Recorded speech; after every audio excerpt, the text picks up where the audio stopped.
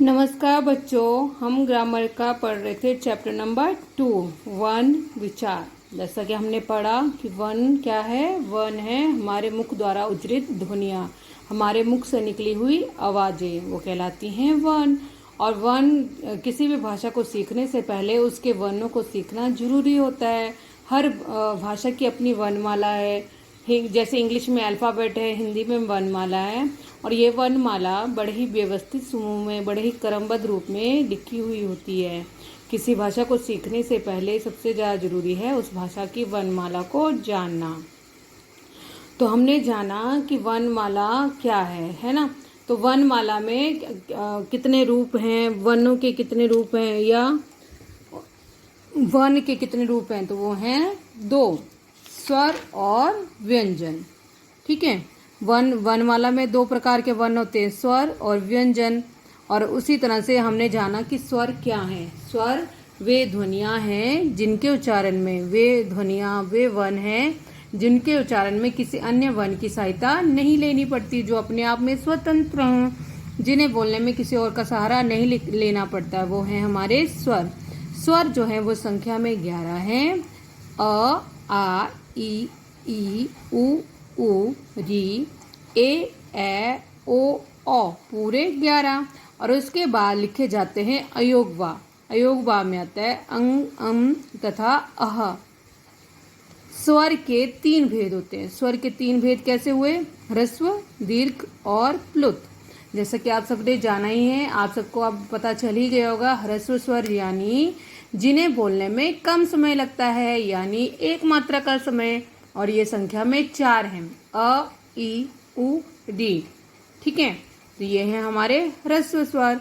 अब दीर्घ स्वर क्या है? दीर्घ स्वर वे स्वर हैं जिन्हें बोलने में ह्रस्व से दुगना समय लगता है, यानी 2 मात्रा का समय लगता है। तो अ, ई, उ, री के अलावा जो वर्ण बचे वो हैं हमारे दीर्घ स्वर। आपको सिर्फ याद रखने हैं ये सिर्फ 4, अ, ई, उ, री, यानी ह्रस्व याद रखेंगे तो आपको दीर्घ अपने आप से समझ में आ जाएंगे। ह्रस्व को निकाल के जो बाकी के 7 वर्ण बचे हैं वो हैं हमारे दीर्घ स्वर। जैसे आ, ई, उ, ए, ओ, औ। अब है प्लुत स्वर। अब प्लुत स्वर को जिनका उच्चारण करने में तिगुना समय लगता है, यानी इससे ज्यादा, दीर्घ से ज्यादा, और ह्रस्व से तिगुना समय लगता है, वो कहलाते हैं हमारे प्लुत स्वर। और प्लुत स्वर जो है वो प्रायः किसी को पुकारने में ही बोले जाते हैं। और इसका साइन तो मैंने आपको बताया था, ये जैसे सुनो, राम, ओम, ये हैं हमारे प्लुत स्वर। अंग तथा अह को हम अयोगवाह कहते हैं। और वर्णमाला में इनका स्थान जो है वो स्वरों के बाद आता है और व्यंजनों से पहले, यानी कि अ से औ तक हमने लिख लिया, ये 11 स्वर लिखे। उसके बाद आता है अंग और अह। अंग को अनुस्वार और अह को विसर्ग कहा जाता है। अनुस्वार यानी चंद, ये बिंदी, और इसके बारे में हमने जाना कि इसमें जो जहाँ पे ये बिंदी लगी होती है वो एक्चुअल में उस वर्ण का पंचमाक्षर होता है। पंचमाक्षर के बारे में भी जाना था। क का अंत का वर्ण, च का अंत का वर्ण, ट का अंत का वर्ण, त का अंत का वर्ण, प का अंत का वर्ण, वो है पंचमाक्षर। तो इसी तरह से हमारा अनुनासिक भी आया। अनुनासिक का प्रयोग हम चंद्र बिंदु के रूप में करते हैं, लेकिन जहाँ पर शिरोरेखा के ऊपर यदि लाइन आ जाए, कोई मात्रा आ जाए, तो वहाँ पे चंद्र बिंदु नहीं लगाया जाता, वहाँ पे सिर्फ अनुस्वार लगाया जाता है, वहाँ अनुनासिक का प्रयोग नहीं किया जाता। कैसे, वो मैंने आपको समझाया था। विसर्ग और इस ध्वनि का चिन्ह जो है वो 2 डॉट्स के बराबर होता है और साउंड करता है ह। और ये वहाँ पे विसर्ग वहाँ पे लगाई जाती हैं जहाँ पर संस्कृत के शब्द होते हैं, यानी संस्कृत के शब्दों को वैसे का वैसा जब हम हिंदी में लिखते हैं, हमारे तत्सम शब्द जो कहलाते हैं, उन्हीं को लिखने के लिए ये विसर्ग का प्रयोग किया जाता है। और यह साउंड करता है। स्वरों की मात्राएं हमने पढ़ ली थी, है ना। ये अ, आ, ई, उ, री, ए, ओ, औ। अब है हमारे व्यंजन। वे वर्ण जिनका उच्चारण करते समय स्वरों की सहायता ली जाती है, यानी ये अपने आप में स्वतंत्र नहीं है। स्वरों को हमने पढ़ा तो हमने जाना कि उन्हें बोलने में किसी अन्य की सहायता नहीं लेनी पड़ती। लेकिन व्यंजन इन्हें बोलने में अन्य स्वरों की सहायता लेनी पड़ती है। ये कहलाते हैं व्यंजन। इनका उच्चारण करते समय हवा मुख के अलग अलग स्थानों को छूकर बाहर निकलती है। जब हम इनका उच्चारण करते हैं तो इनके उच्चारण के लिए, हर वर्ण के उच्चारण के लिए जो है मतलब जब हवा निकलती है मुंह से बाहर, तो वो हमारे मुख के अन्य अलग अलग स्थानों को छूकर ही बाहर निकलती है। इनका स्वतंत्र रूप से उच्चारण नहीं किया जा सकता। इन्हें हम स्वतंत्र रूप से नहीं बोल सकते। इन्हें बोलने के लिए किसका सहारा लेना पड़ता है? स्वरों का। हिंदी वर्णमाला में इनकी संख्या है 33 यानी 33।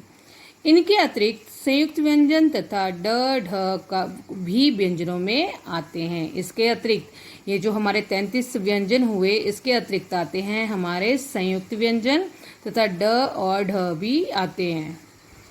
ये देखिए, क वर्ग क ख ग घ ङ, च वर्ग च छ ज झ ञ, ट वर्ग ट ठ ड ढ ण, त वर्ग त थ द ध न, प वर्ग प फ ब भ म। अंतस्थ व्यंजन। अब ये अंतस्थ व्यंजन क्या है, स्पर्श व्यंजन क्या है, ये हम नेक्स्ट इसमें पढ़ेंगे। अभी सिर्फ जानेंगे कि अंतस्थ व्यंजन और इनके सिर्फ नाम जानेंगे। अंतस्थ व्यंजन यानी य र ल व। ऊष्म व्यंजन श श स ह। संयुक्त व्यंजन क्ष त्र ज्ञ श्र।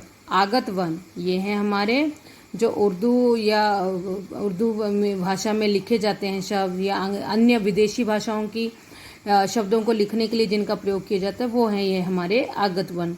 ज फ औ। पंचमाक्षर हमने जाना कि क वर्ग का लास्ट, च वर्ग का लास्ट, ट वर्ग का लास्ट, त वर्ग का लास्ट और प वर्ग का लास्ट, ये हैं हमारे पंचमाक्षर। साथ ही साथ ड और ढ का भी प्रयोग होता है। ऊपर लिखित सभी व्यंजनों में अ मिला हुआ है। अरहित व्यंजन लिखने के लिए हम किसका प्रयोग करते हैं? हलंत का, हल चिन्ह का प्रयोग करते हैं ना हम। अगर हमें स्वर रहित किसी व्यंजन को दिखाना है, जैसे क ख ग घ, ये है स्वर रहित, इनके साथ अ नहीं जुड़ा हुआ है, तो ये है हमारे स्वर रहित यानी आधे वर्ण।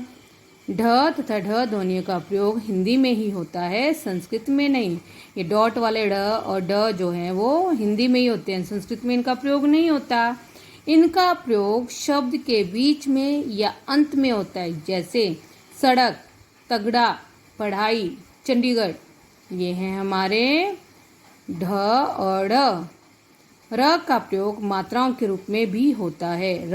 ये र जो है वो हमारा मात्रा के रूप में भी लिखा जाता है। र के अलग अलग रूप आपको पता ही हैं, जैसे र इसका मूल रूप, इसके मूल रूप के रूप में इसका प्रयोग होगा, और ये रेफ के रूप में यानी स्वर रहित। फिर हमारा ये चरणों वाला स्वर रहित है ये भी। फिर हमारा स्वर रहित नीचे से गोल जो व्यंजन होते हैं उनके साथ में लगता है, यानी ये ट ड यहाँ पे लगता है, ये है र। ट्रक है ना, नीचे से गोल व्यंजन जो होते हैं वहाँ पर ये मात्रा लगती है। जैसे रमन क्रम, हमने देखो र का जो एक्चुअल रूप था उससे बनाया रमन, और रेफ वाला कर्म, और ये पद में जो आया है पादेन जो है वो है क्रम, और जो गोल वर्ण के नीचे लगा है वो ये राष्ट्र।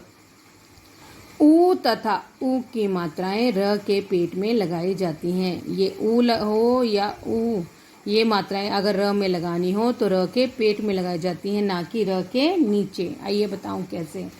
आप बहुत से बच्चे अभी भी र में जब ऊ की मात्रा लगाते हैं तो वो ऐसे करते हैं, ये या फिर ऐसे। ये टोटली रॉन्ग है बच्चों। आपको ध्यान में रखना है, र में जब भी ऊ या ऊ की मात्रा लगाई जाएगी तो वो ऐसे ही होगी, यानी ये इस तरह से, ये ऐसे लिखी जाएगी। ओके, तो इस बात का विशेष रूप से ध्यान रखेंगे। ये देखिए, जब र में छोटा ऊ जुड़ेगा तो बिना घुमाए होगा वो, देखिए बिना घुमाए, यहाँ पे घुमाया नहीं है, सीधा लगा दिया नीचे को। लेकिन जब र में बड़ा ऊ लगेगा थोड़ा सा घुमा के लगेगा, ये गोल करके फिर नीचे लिया है ना, तो ये है हमारे र के रूप। र में ऊ कैसे लगा वो बताया गया। र के अलग अलग रूप हमने जाने, एक वो र के रूप में ही यानी राम, है ना। फिर उसका रेफ के रूप में, कर्म, अर्थ। ये भी हमारा, ये जो र का रूप है ये हमारा स्वर रहित होता है, इसके साथ स्वर नहीं जुड़ा हुआ होता है। ये कैसे होता है मैं बाद में आपको बताऊंगी। फिर है पदेन वाला, ये ठीक है, क्रम, है ना। और ये जो गोल व्यंजनों के नीचे लगता है, ड्रम, ट्रक। ये है र के 4 रूप, एक अपने मूल रूप में, एक रेफ के रूप में, एक पदन के रूप में और एक गोल व्यंजनों के साथ में, ठीक है। जब हम व्यंजनों का उच्चारण करते हैं तब बाद में अ की ध्वनि सुनाई देती है, अर्थात सभी व्यंजनों में अ मिला हुआ होता है। जरा बोल के देखिए, क, ख, ग, आ रही ना अ की आवाज। परंतु शब्द में व्यंजन के साथ स्वर की जिस मात्रा का प्रयोग किया जाता है उसी की ध्वनि सुनाई देती है। लेकिन जब हम शब्दों का वर्ण विच्छेद करते हैं तो उसके साथ अंत में जो ध्वनि सुनाई देती है उसी को हम अलग करते हैं, यानी श प्लस ऊ, शू। देखिए बना शू ल, शू। श में क्या जुड़ा हुआ है, ऊ, कौन सा, बड़ा। श प्लस ऊ, ल के साथ कोई मात्रा नहीं, यानी उसके साथ अ जुड़ा हुआ है।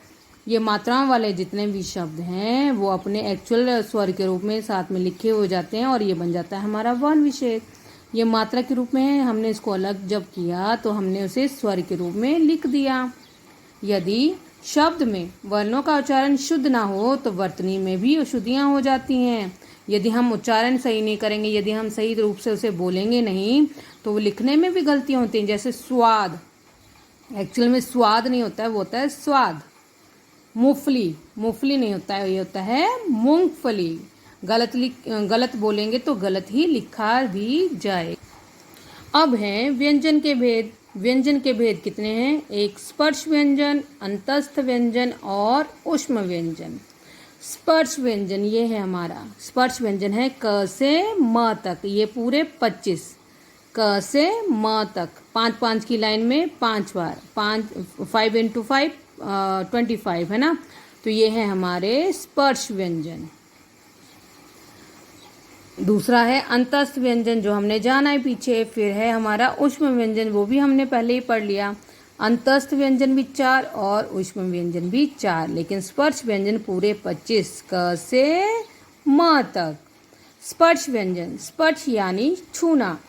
जिन व्यंजनों के उच्चारण के समय श्वास वायु जीवा और मुख के अलग अलग भागों को स्पर्श करती है वे स्पर्श व्यंजन कहलाते हैं। ये 25 हैं। जिन स्पर्श यानी छूना, और जिन व्यंजनों को उच्चारण करते समय श्वास यानी वायु जो है वो जीवा या मुख के अलग अलग भागों को स्पर्श करती है, अलग अलग भागों को छूती है, वो कहलाते हैं हमारे स्पर्श व्यंजन। ये हैं पूरे 25, क से लेकर म तक। प्रत्येक पंक्ति के प्रथम वर्ण के नाम के आधार पर उस वर्ग के अन्य व्यंजनों को जाना जाता है। यानी ये पहली पंक्ति है तो इसका नाम जाना जाएगा क के नाम पर, ये बन गया क वर्ग। ये पहला वर्ण है तो ये बन गया च वर्ग। पहले वर्ग के नाम पर ही ये पूरी लाइन जानी जाती है, क वर्ग, च वर्ग, ट वर्ग, त वर्ग और प वर्ग। अंतस्थ व्यंजन, अंत मतलब अंत और मध्य बीच स्थ स्थित, अंत यानी मध्य या बीच और स्थ मतलब स्थित। इन व्यंजनों का उच्चारण स्वर तथा व्यंजन के मध्य का सा होता है। ये इनका उच्चारण जो है स्वर और व्यंजन के बीच का होता है। उच्चारण के समय जीवा मुख के किसी भाग को स्पर्श नहीं करती। जब हम इनका उच्चारण करते हैं तो इनका उच्चारण करते समय हमारी जीभ जो है वो हमारे मुख के अन्य भागों को स्पर्श नहीं करती, अन्य भागों को नहीं छूती। ये देख लिए, बोल के देख लीजिए, या, र, ल, व, है ना। ये हैं हमारे अंतस्थ व्यंजन, यानी जिनका उच्चारण स्वर और व्यंजन के बीच का सा होता है और उनका उच्चारण करते समय हमारी जीभ जो है वो मुख के अन्य भागों का स्पर्श नहीं करती। अब है उष्म व्यंजन। उष्म यानी गर्मी, गर्म। अब गर्म व्यंजन कैसे होंगे जरा जाने तो। इन व्यंजनों के उच्चारण के समय वायु मुख से रगड़ खाकर ऊष्मा पैदा करती है। अब इसके लिए एक प्रैक्टिस करेंगे। सभी बच्चे अपना हाथ जो है वो मुंह के आगे ले आइए और उच्चारण कीजिए इन 4 व्यंजनों का। मुख के आगे हाथ, हथेली ऐसे रखी, मुख के आगे हथेली रखिए और इन वर्णों का उच्चारण कीजिए। श, श, स, ह। आपको अपनी हथेली पर गर्मी का एहसास हुआ होगा। जब ये व्यंजन बोले जाते हैं तो ये मुख से बोलते समय एक हमारे मुंह से गर्म हवा बाहर निकलती है, इसलिए ये कहलाते हैं हमारे उष्म व्यंजन। तो हमने जाना स्पर्श व्यंजन के बारे में, अंतस्थ व्यंजन के बारे में और उष्म व्यंजन के बारे में। स्पर्श व्यंजन है पूरे 25 क से म तक। अंतस्थ व्यंजन है 4 य, र, ल, व, यानी जिन्हें बोलने के लिए हमें हमारी जीभ जो है मुंह के अन्य भागों को नहीं छूती। और उष्म व्यंजन जिन्हें बोलते समय मुख से गर्म हवा बाहर निकलती है, वो है उष्म व्यंजन यानी श, श, स, ह। तो चलिए आज के लिए बस इतना ही। अगले लेक्चर में हम पढ़ेंगे उच्चारण स्थान के आधार पर व्यंजनों का वर्गीकरण। हम उच्चारण स्थान पढ़ेंगे अगले लेक्चर में। तब तक के लिए बाय।